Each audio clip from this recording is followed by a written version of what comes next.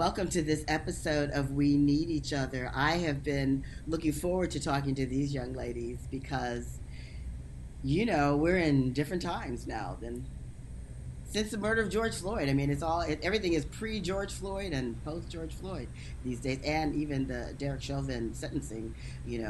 All of those things play an important part in where we are right now at this point in our human history here in this United States of America. So I'm going to start and give you the bio of this young woman.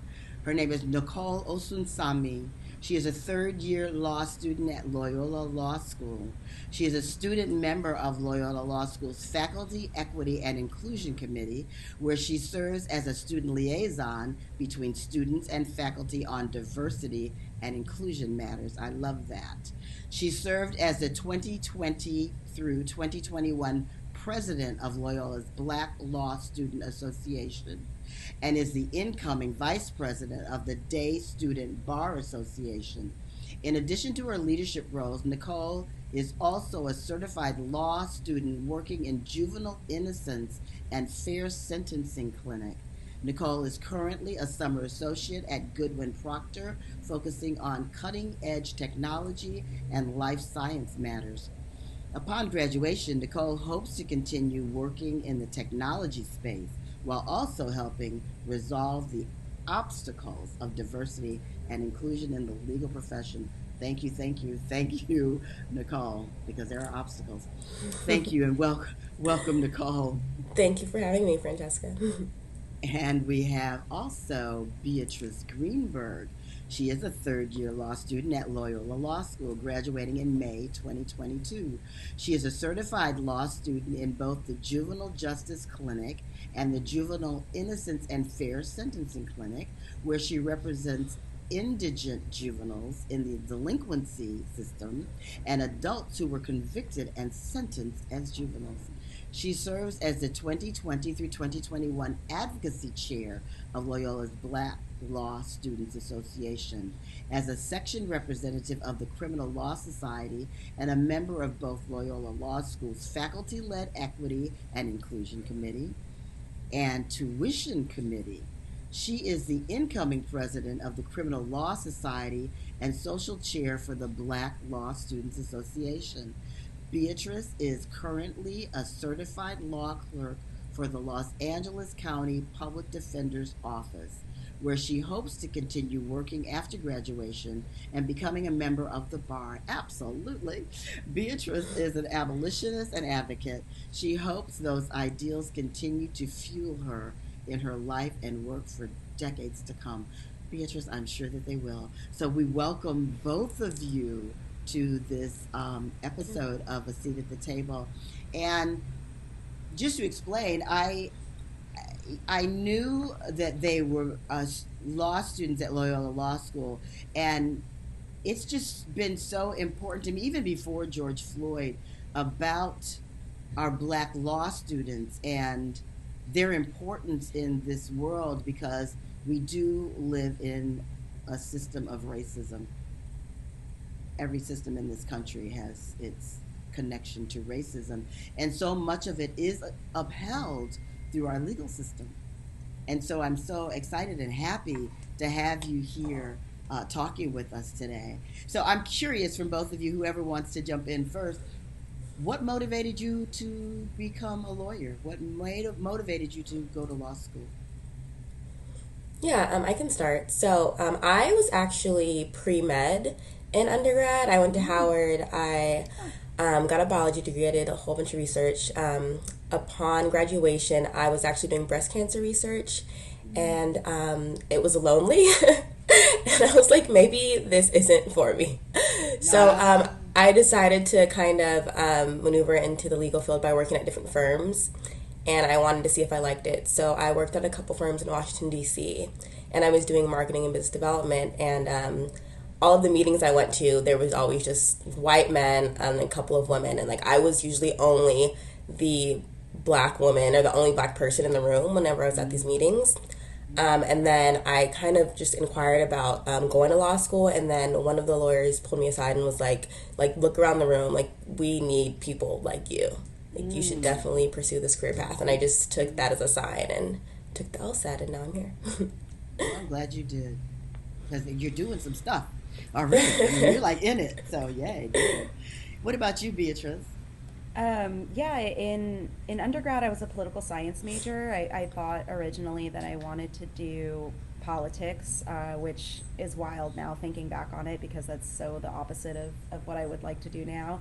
But I, in undergrad, my favorite classes were always law related, and that sort of um, was very eye opening for me, and I did the best in those classes as well.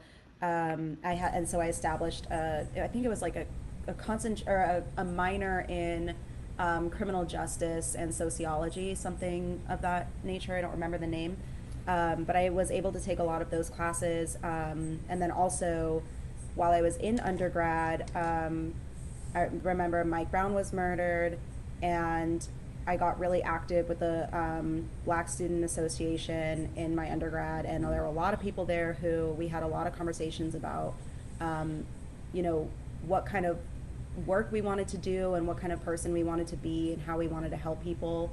And I just very quickly realized that I wanted to go to law school and be, um, fighting alongside people with a very tangible tool, which would be, your JD and your bar card. And also just that I was fascinated by law. So that decision, sort of came to me during undergrad. And then after graduating, I was working in the nonprofit space. I was in a couple of different nonprofits that were focused on, they're progressive nonprofits or civil rights organizations, and I had a good time there, but it only sort of reinforced for me that I wanted to be a lawyer, but I want to be a lawyer that is working with people every day. And to me, I don't want to sit behind a computer um, all day long. That's just not how I work well. And I learned that very quickly in the nonprofit space because it's a lot of, behind the scenes action before months before you get up into court. And I'm very much a courtroom person. I want to be there every day. And so that gave me a specific path in law school, which I'm now on, which is to do public defense and do criminal defense work. And so that's what I will be doing. Yeah, so you've jumped in also. I mean, you both are a beneficial presence, you know. That's why I'm so happy to have this opportunity to talk to you because, you're two people who are really in it and active and have an intention. So I'm curious from both of you, post George Floyd, how does that change your perspective, or has it changed your perspective, or how are you seeing things differently? Are there greater awarenesses of changes that need to be made? Or did you already have those exact awarenesses already before? How has it changed your perspective? Either. Um, my perspective. So before I actually entered into law school, I wanted to do criminal defense. Mm-hmm. And I was like, I have to help my people. I'm a person of color, and I just want to help my people. And after the George Floyd incident, I realized that a lot of these corporations have power, and I wanted to use their power to help my people. I feel like I can be more powerful now Mm, by being backed by like a big firm rather than like yes. just me. So I realized that I don't have to feel guilty by going and doing work at a law firm rather than like just going into the courtroom like Beatrice was saying. I want to be able to use the resources of my firm to help my community, and that's definitely Mm, something that I realized post George Floyd. beautiful. Excellent. What about you, Beatrice? Um, I think for me, honestly, a lot of things that have become like real big conversation pieces since George Floyd's murder are things that I think I did think about a lot, and I think knew on some level, but it's still been very enlightening because the conversations are being had now in ways that they weren't before. And I think, through law school, something that I've realized, I mean, again, this is something that I think I kind of knew. Everyone knows the system is built the way that it is. It is built to oppress, but I think that throughout law school, and especially since that happened, uh, it's just become so it's become clear in ways I think that it wasn't before, just how intricately built the system is to work against us and to you know to benefit a very small minority of people who are the people that designed it and run it essentially. And so even with Chauvin's trial and his conviction, um, I think there are people are realizing that it's just not enough. Like one conviction is just not enough, Yeah. and that the whole system really has to be. I mean, it has to be abolished completely. But it's very clear that there is almost no winning in the sense that's like true victory nowadays, because it's just not the system's not built to allow that to actually happen. I think that's something that I've realized on a deeper level since his murder, and the conversations that we've had afterwards about how did we get there, and the ways that we got there are you know years and years and years of white supremacy and Yes, from the birth of this nation. What is the percentage of black students at Loyola Law School? I don't Do you know have an this idea? percentage. It's small. I mean, it's really small. We just elected a new board, and we were struggling to find people to fill board seats. That's how small Mm. the community is at the school. But it's hard to say, especially since we were remote all of last year, All right, exactly yes. how many um, students there are, but it's something that you could count, easily, which I think says enough. And the next question I was going to ask you may not have as much of a feel for because you were remote. I keep forgetting that, but I was wondering, have you recognized a shift in your white students or your non-black students in understanding the changes that need to be made? Um, Either of you, I or both? I definitely so I have noticed a lot more like a lot more white people are vocal.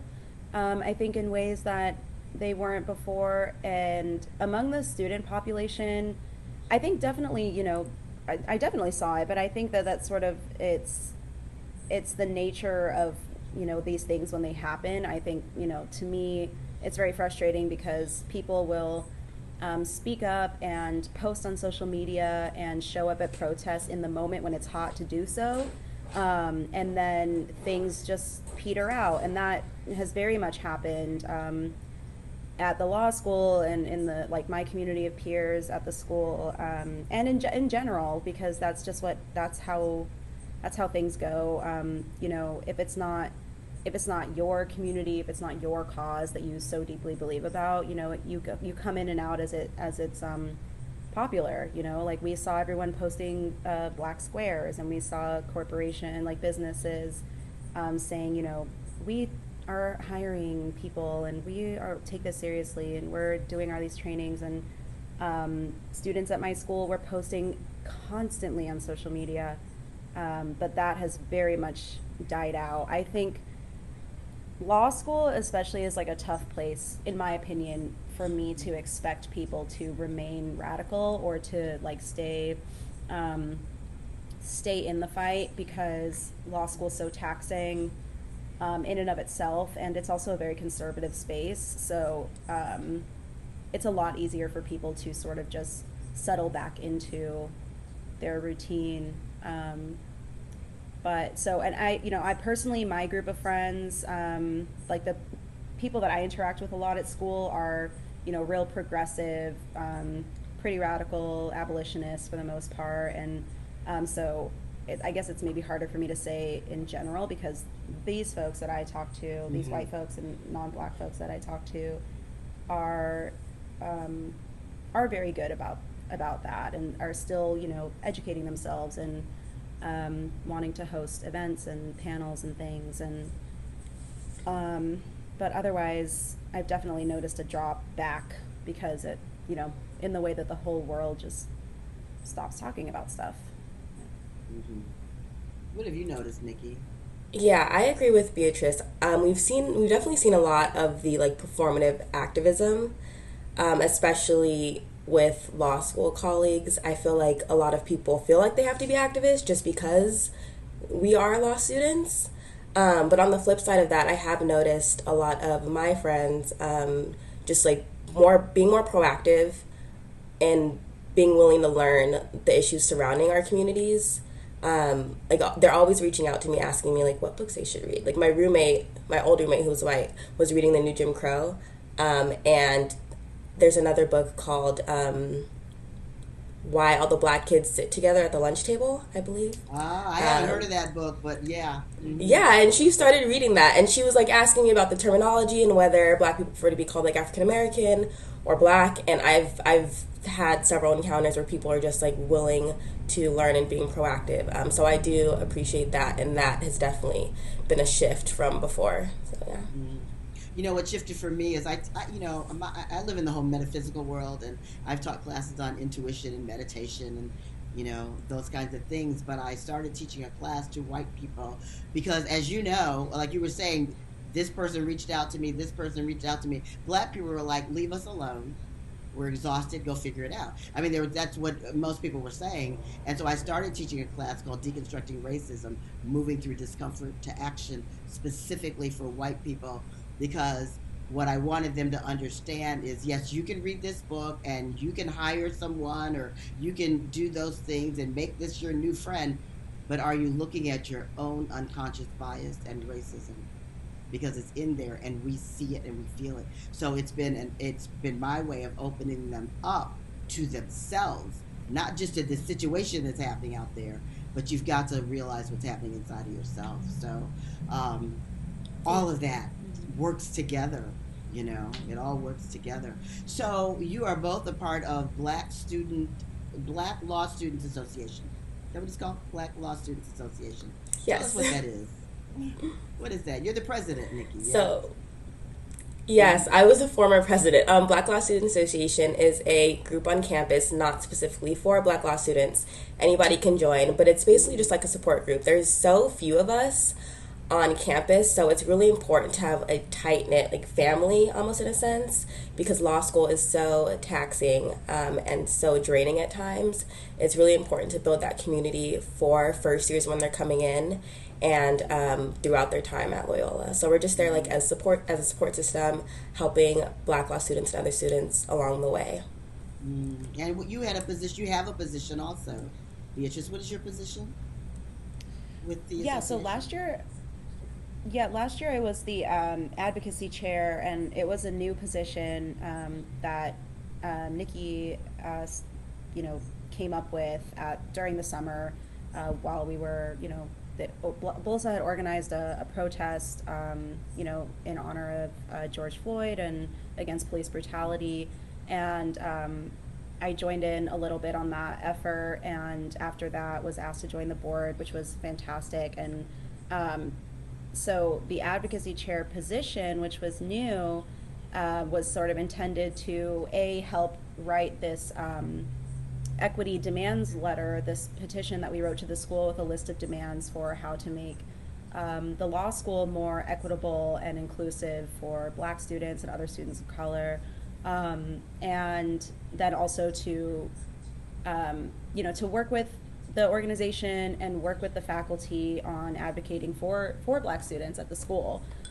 So yeah, just like Nikki said, I mean, it's a student, affinity group, and the intent of it is to be a source of support and comfort and community for Black students in the law school, which, as she said, is critical because it's such a stressful place, and Black students so often feel, um, not necessarily comfortable all the time, not welcomed all the time, or included in the classroom, or when they are included, it's done in an insensitive um, way that or straight up racist way. And so part of my role as advocacy chair as well was to listen to students and take in those complaints and concerns about what was happening in their classrooms and on campus to them, incidents of racial insensitivity or bias, or racial racist aggression, microaggressions, whatever it was, and relay that to other faculty members who could then talk to these professors who were being ridiculous, because students aren't necessarily comfortable in raising their own concerns to the faculty. And I think especially as a Black student or a student of color, where you are the minority in the law school, raising a complaint to a predominantly white faculty, and like the leadership at the school also being predominantly white, can be really scary, because you don't want to single yourself out further, and you don't want to be seen as, I don't know, complaining, and then everyone's like, oh, all the Black students are complaining all the time. So part of the advocacy Something chair, to pay attention to. Something right, to pay attention to. right, Yeah, right. So exactly. yeah, part of the advocacy chair position was to, be sort of the conduit between the faculty and the student body in that sense, so that students wouldn't have to feel pressured to do it themselves, and they could trust another student to advocate for them. And Do you think? Go ahead. sorry, I was just Go going to go ahead. back to one of the points you made earlier about sometimes non-Black people putting the burden on Black people to learn. And one of the other reasons why Beatrice's position was created is because I feel like everybody, after post-George Floyd, everybody kind of wanted to make their institution anti-racist overnight.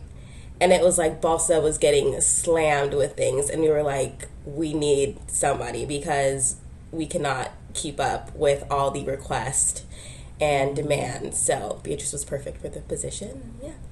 Thanks for accepting that. So when there are these conflicts, these racist situations that happen with a professor, do you believe that that professor is truly unconscious of their racism, or do you believe that sometimes they realize they're racist, or is it both? I think it can be. I think it can be both. There are certainly some professors that come to mind where I think that they probably are conscious of it and they don't care, or they have actually said to their classes that they don't care in ways or another, one way or another.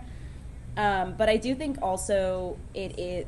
I think most of it is the unawareness, the ignorance to their own biases and problematic tendencies. There are professors, a lot of professors that do incredibly good work and are, they, at least in terms of their choice career, they fight for the community, and they are very they're very active and progressive.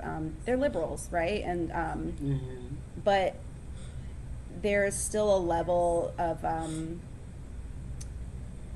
hesitance, for them to continue to self-examine and continue to learn, because they think, well, I'm already here. I'm a lawyer and I'm using my skills and my time to help oppressed people in my legal day-to-day, so I'm kind of already doing enough, or I'm a professor, and so I'm doing a good job. I teach everybody. What do you mean? I have Black students in my class. They love me, and so I do think it's a lot of that. It's a lack of awareness, but I think it comes from a place of refusal to self-examine, in my opinion. It's a reflection of what you just described is a reflection of the outer world as well, because that's the thing that I come across. People say, well, my family didn't have slaves, and I go, keep going back, keep looking back, they're in there, or I didn't do this, or I have Black friends, or that thing. But what they don't realize often is there are things that they say, ways that they behave, that we all recognize. And they don't even know they've done it. And that's the consciousness that. So I'm curious, can you talk a little bit more specific about the demands that you made? What was in the demand letter? What changes are potentially available through those demands that you've made? Nikki, did you want to go? Yeah, so the demand letter. So a lot of law schools were kind of putting together a list of demands after the George Floyd Mm, murder because we felt like the power was kind of in our hands and mm-hmm, institutions were so quick to change. We were just like, let's ride with the wave. These situations have always been there, but we were like, okay, like now it's time to ask, and hopefully they're going to give us what we ask for. mm-hmm, So it was a lot of just like equity demands, like we need to have like more scholarships for Black students. We need to have mandatory trainings for professors to make sure they are anti-racist. When incoming students are coming in, we need to have them read like the new Jim Crow and books like that. So it was a lot of just like equity demands in a sense. And then our two big ones were we wanted to have a mandatory class structured around like racism in the law and um, how just being and how just racism interacts with different sections of the law. mm-hmm, And then another one of our demands was we wanted specific classes to discuss how racism interacts with these topics. So, for example, in my criminal law class, I my professor did not mention race once, which I thought was very interesting. But on the other hand, other professors had like a race week and then like a rape week, and I didn't have that. And it's just weird to discuss criminal law without discussing how it affects Black people and other yeah, minorities. yeah. So yeah, that was one of our big demands. Mm. Yeah, I How think was it accepted? Or go ahead, go sorry, ahead. I was just, yeah, it was the equity demands, I think, were like other Black law students associations or whatever their names are at other law schools. Like to me, it's sort of like it's a step by step guide almost. It's a perfect outline for how the school can, put their money where their mouth is, basically, or Yeah. actually implement, because schools, institutions of any kind can talk and talk and talk about being anti-racist, but if right, like if your professors are not being realistic about what, or they're not teaching the reality of how race and class and gender, whatever it is, actually is impacted by and intersects with law, they're doing a disservice to their students, and especially to their Black students and queer students or whatever it is. And that really needs to be taken into account by every school. So to me, the equity demands, they range from things that we want to see happen in the classroom. We even had one that was related to, we have security on campus and how they're being trained, because there were a couple instances of Black students being stopped on campus and questioned as to why they were there. And they're like, I go here, I'm a law student. And so we even had a demand for retraining the campus security officers, and just the whole idea of it is to make Black students more comfortable, and like Nikki said, make it a more equitable place for Black students and students of color, but also just to sort of force the school's hand in, you guys are talking and so much about, you want to be a part of the movement, you want to be anti-racist, Be a and you part. want to call yourself a, Right. a diverse anti-racist institution. So show us that you'll do it, and this is how you could show us. And so that's what it is. And yeah. Yeah. So is this the demand letter? Is that something that went out through email to all the faculty, or how did that happen? Is that presented to the dean? How did that? How did you issue it? We yeah, so we had a good working relationship with a couple members of faculty who were very helpful in helping us draft it and review it, and then also in bringing it to the faculty. I think at this time, yeah, Nikki and I had already been invited to join the Equity and Inclusion Committee, And so we were the only two students that were on it, or I guess there was another BLSA member formerly that was on it for a time, but then she left. But so the two of us were on it, and so we sort of had a direct in with a lot of these faculty members that were helping us write it, and we, went over things with them, and then we sort of picked a date for when they were going to have their next faculty meeting, without students, and it would be a meeting of the entire faculty, and they would present it to the faculty essentially. And once it was finalized, I believe it was sent to the dean of the law school, and some other people that are sort of high up in the chain there, and then it was raised at the faculty meeting, and it was very well received. It was very well received. That's wonderful. I'm glad to hear that. Yeah. So it was very well received. So what happens now? They were like, yes, this is a great idea, but what happens now? Things Yeah. are beginning to be implemented, or that happens this year, or, you know. Yeah, well, a lot of the things that we asked for, they were kind of already doing. We just wanted to make sure that they were going to continue to do them. So, for example, the mandatory anti-racist trainings for faculty, they started those while we were drafting the petition, and this is kind of because we had a great relationship with our Dean of Equity and Inclusion, and she knew everything that was going into our proposal. So she was working basically as we were drafting. She was working on these things. So, like the mandatory trainings, the scholarship situation is a little sticky because of COVID. Of course, funding isn't available, so they say. But they have implemented a couple things. Beatrice, do you want to talk about the learning outcome? Yeah.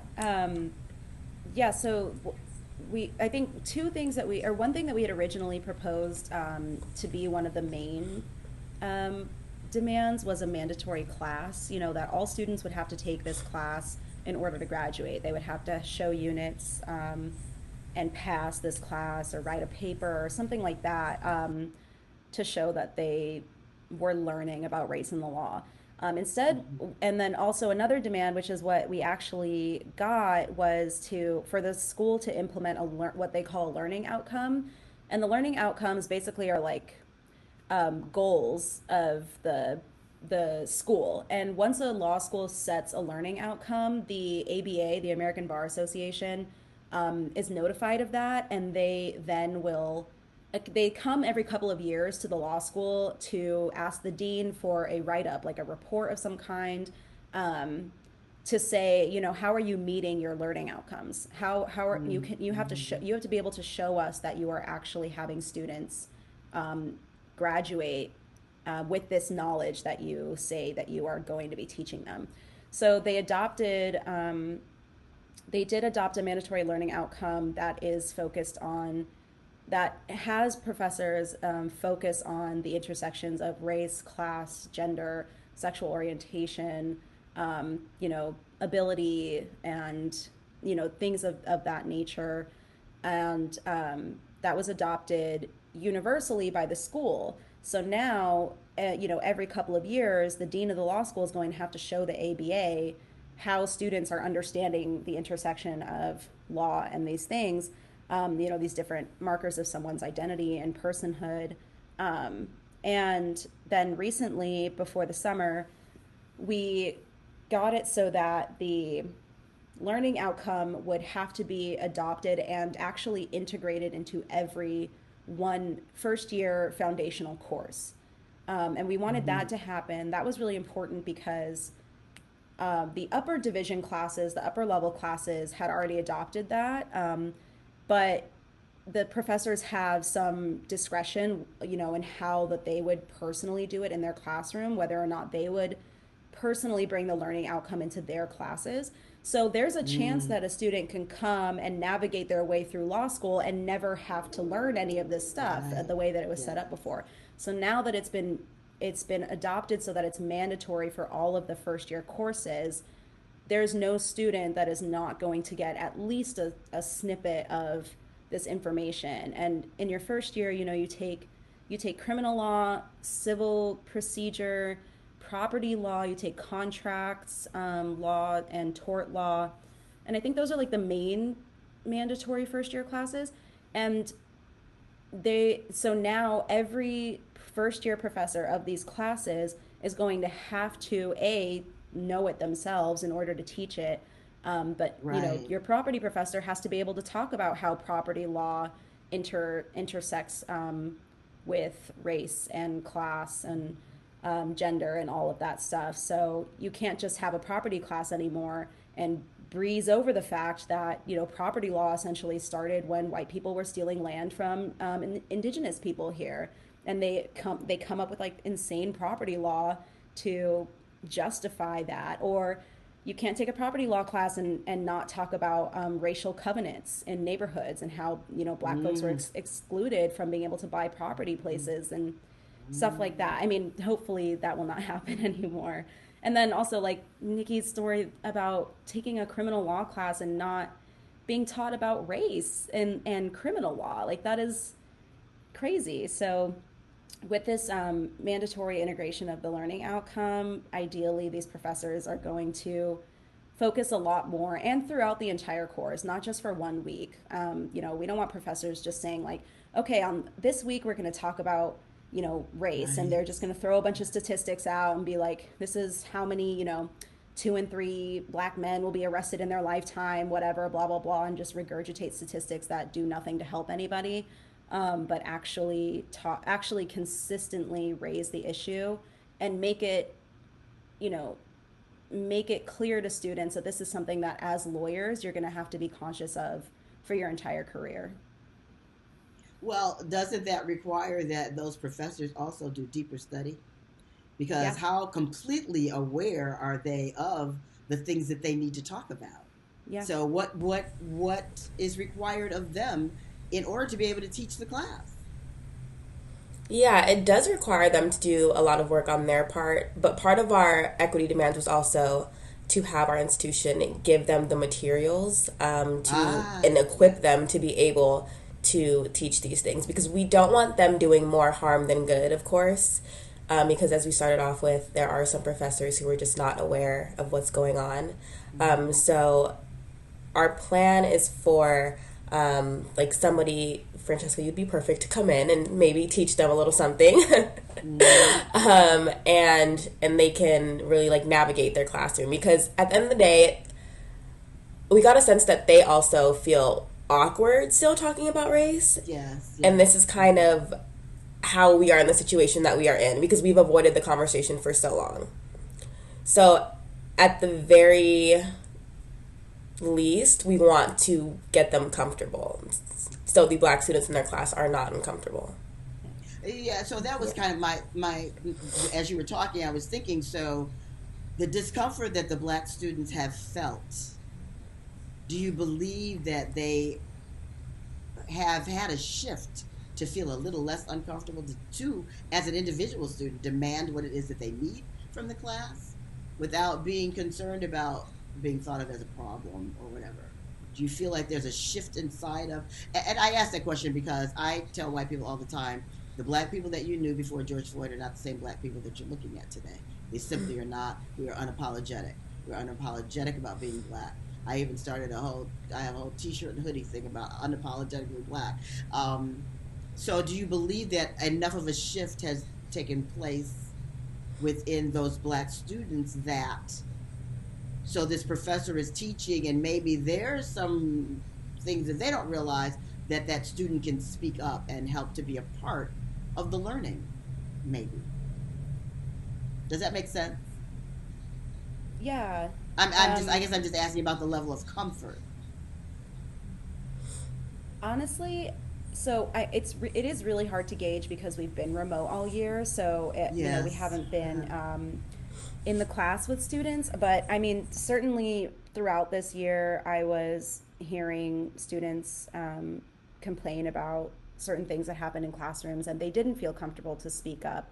And or things happened in a couple of my classes, and I didn't necessarily feel comfortable to speak in the moment. and that's the good thing about BLSA, having an organization like BLSA, because then, they can come talk to us, and then we can talk to Yes. faculty that we trust to hear us out and actually do something about it. So that's been done. But in the moment, I do think it's really hard. And it's not just, you know, set aside the fact that we've been remote and it's been a pandemic all year, and that's just made everything all the more sensitive and whatnot. When a student, when you start law school, it's incredibly intimidating. It's an I intimidating bet. environment, for many, many reasons. And your first year classes are, 80 people, like there's like 60, 70, 80 Right. people in every class. So it's not surprising at all for me to hear that someone wasn't comfortable speaking up in the moment, because you are not only confronting a professor who, knowing our school, is likely a professor that is, has a great reputation and is beloved in the legal community and has great connections. And part of law school is about networking. Part of law school Yes. is about like kissing ass and getting Yes. jobs, honestly. Like, Yes. so, Yes. Yes. so there's that too. So you don't want to, get on the bad side of somebody who potentially could be very helpful for you or could really ruin a lot of things for you. Um, and then also, I do think also there's hesitancy, because sometimes people, it's almost like being gaslit. um, you wonder if you're like, am I being too sensitive to this? Am I, I don't want to be, yeah, like you said, like I don't want to be the problem. I don't want to be, the only person speaking out. So you don't want to single yourself out in that way. And you kind of like, I know when I was in my first year, a lot of my attitude was just to like, keep my head in my books and get by. Like I was busting ass in the library all day long, because you just want to survive the first year. Your goal is to just survive the first year of law school, get through it, pass your classes, so that you can move on to, bigger, better things. And so, especially as a first year student, I think it's really hard for people to speak up. And I do think that it's a little too soon for us to know really Yeah. how, Right. the Right. faculty has changed, because, and also we've been remote, so I just can't see it. Like I only see my one professor at a time, through a computer screen. So I think once we're back on campus, we'll definitely get a better feel. I think we'll get a much better feel. And then, future generations of BLSA are going to have to continue this work and continue the pressure on the faculty, because it's absolutely not going to change, overnight. Yes. There's just too many of them, And and it's they're not going to tenured. change without So, the pressure. Without the pressure being there, it just isn't going to change, because a white person's world is just too comfortable. They can be comfortable in the world where we're so uncomfortable. And it's another thing that I always say: it's time for you to be uncomfortable. We've been uncomfortable forever. It's time for Yeah. you to be uncomfortable. I'm sorry if you're uncomfortable, but let's just like face this together. Um, so I feel like I've personally felt a shift with myself yes, in speaking up. I know during one all year, like we just said, everybody kind of just tries to fly under the radar. But I think yes, Loyola has done a good job, like declaring themselves as an anti-racist institution, and that helps once you realize that they're on your side. hmm So, like, I would have spoken up before if I knew that things would actually change. But now, like, post George Floyd, Loyola has appointed a dean of diversity and inclusion, or equity and inclusion, sorry. And she's kind of like the go to person for any troubles that students are having. And that definitely helps just with like morale and support when you're going through these types of issues, because before there was really nobody to go to. and I would just And say I think that, sorry, I was just going to say she's phenomenal. I think, like, in terms of, appointing somebody to take a job like that, she really cares and she works very hard. And, can we say her she's, name? sure, I think Can we we can say say her what name. her Yeah, name so is? it's, yeah. yeah, so Kathleen Kim, and so Because she's I know the Kathleen Kim. associate. Oh, Yeah. great. Yeah. Yes. Yes. She's Yeah. been So on my she's the associate podcast. dean of equity and inclusion. Oh, Amazing. Yeah. So Mhm. we love her, and I think that she's Mhm. doing a great job and will continue to do a great job. So I just wanted to put that out there because, like we were saying earlier, so many like schools and businesses were doing the thing where it was like, we're hiring more people of color, we're doing all these trainings, we're appointing people to these diversity positions, and you see nothing for it really at the end of the day Right. except a brown face, a black face on a website somewhere, Exactly. whatever it That's is. exactly And right. I think that, Yes. yeah, and I do think in that sense that Loyola's done a great job in putting her there, and she's done a great job with this position so yeah. far. I had friends at other LA law schools that will go unnamed who they gave their demands list to their deans and they just shut it down completely. And they were like, we are not doing any of this. Yeah. So, yeah, we're Talk. definitely grateful to have Dean Kim. And sorry, Since go you ahead. said you talked about shutting it down, since I have you, what's your thought about the whole critical race theory situation we're in here? I think it's an absurd conversation. Um, I just think there's no place for it, and whenever I hear people saying critical race theory needs to be banned, it just sounds absurd. Like I can't even engage in it Yeah. because I sat through several years of classes of being taught history wrong, and now we have the opportunity to correct a Right. wrong that has been done, and nobody wants to do it. People want to do it, Yeah. but of course, there's people who are very against it. Yes. Yeah, I think, Interesting. I mean, critical race theory is critical, but Yeah. I love Right. critical race theory, and I wish that people weren't so dense, honestly, because it gives you an entirely new perspective on things that you never would have even thought about before, and you're able to put it in terms that are, you know, almost scientific. I think when you start reading some of this stuff, your mind is just it's blown, but not in a way where you're like, oh, I never, I'm shocked because this doesn't make any sense to me. You're shocked because it makes so much sense. And you're reading Yes. it and Exactly. you're like, this is, of course, like, of course, this is how it works. Of course, this is where, folks are nowadays because historically, look at what's happened. Like, and, so yeah, the conversation, like you said, it doesn't need to be a conversation. Critical race theory should be everywhere. Period. Like it doesn't need to be.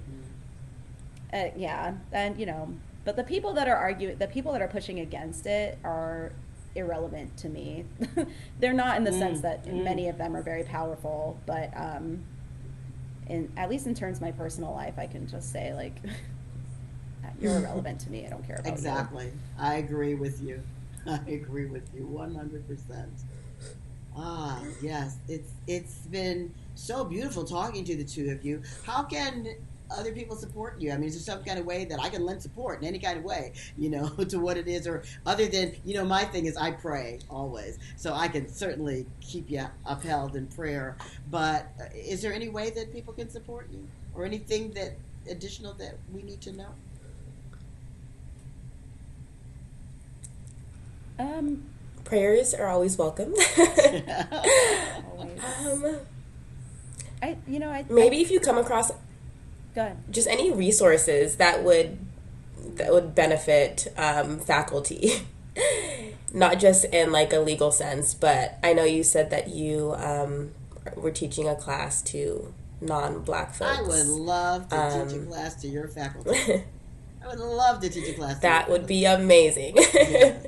I've been teaching a class because you talked about restrictive covenants, Beatrice.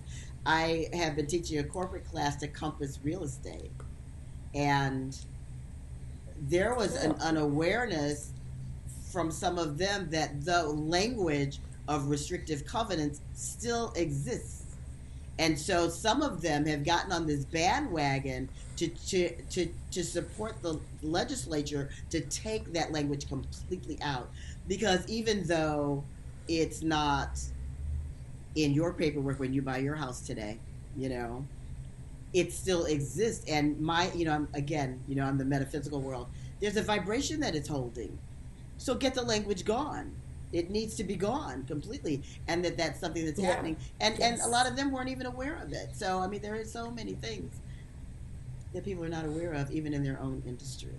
But to me, for me, there's the important things about your industry, about law, but the biggest thing is about you as a human being. Is your heart open? Is your mind open? Or do you have empathy? Those are the things that I teach.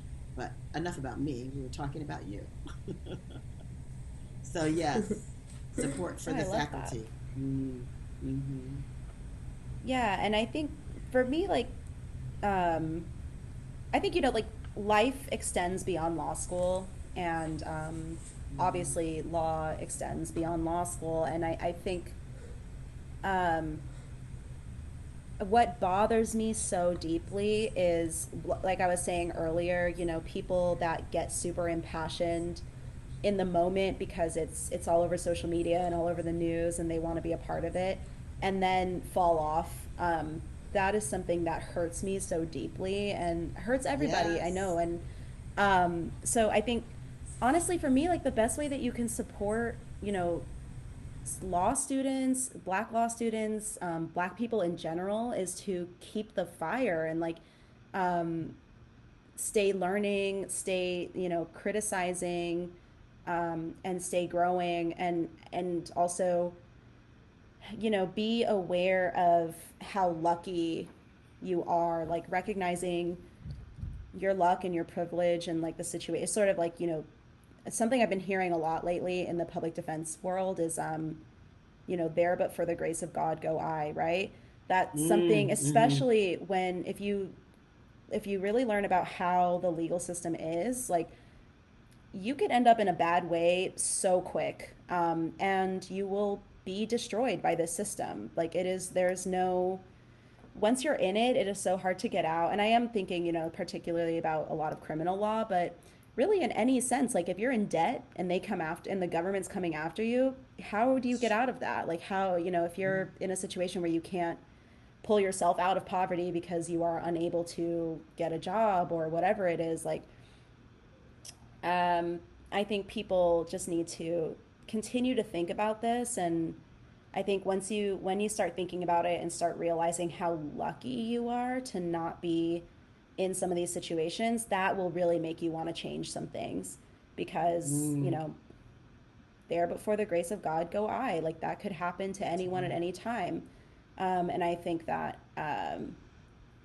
hopefully that helps people to stay in the fight. Yes. Yeah, And that's and your important to me. statement, That would be Beatrice, supportive. of how it hurts. I don't think they understand how they're hurting us when they are performative allies. When they Yeah, turn their head this way and then they move back to their life, and our heads are still turned over here. We're still enduring this. We're yeah, still suffering with it. We're still living through it. It's still being thrown in our faces, and they're turning back away from it. It's painful. It hurts because you think they're right there, and they're like, "Well, where'd they go?" So I think that yeah, statement for them to hear is important. Thank you. Final words from yeah. you, Nikki. Mhm. No, I think Beatrice covered it all. I'm grateful to have friends who are continuing to learn and reach out. But at the same time, there are people who have just like deleted the black square from their Instagram Yeah, for, right. Yes. yeah, and just so it will any to support your black friends and colleagues. I think the main thing is to just keep learning, and just don't be a performative activist, Hmm. because that hurts more than it helps for sure. Hmm. And you, in Yeah. this system of law, had the opportunity to create such dramatic change. Just so, mm, because it's upheld. Racism is upheld through law, and so the opening of minds and hearts and the enlightenment that you're demanding. to have happen. I'm so grateful to you. And I'm just knowing that, and you say it's happening at all law schools, so that's wonderful. That there's a shift without question that we are in, and that you are a major beneficial part of it. And I'm grateful to you both and all the people that you are involved with. So thank you so much for spending time with me today. I really appreciate it. Thank you. Thank you for having Thank you for us. having us. Yeah. Okay, I'm going to be watching and listening. See what's going on We will at not let you Loyola. down. Okay, I know you won't. Thank you very much. Have a wonderful day. Thank We you. need you because we need each other.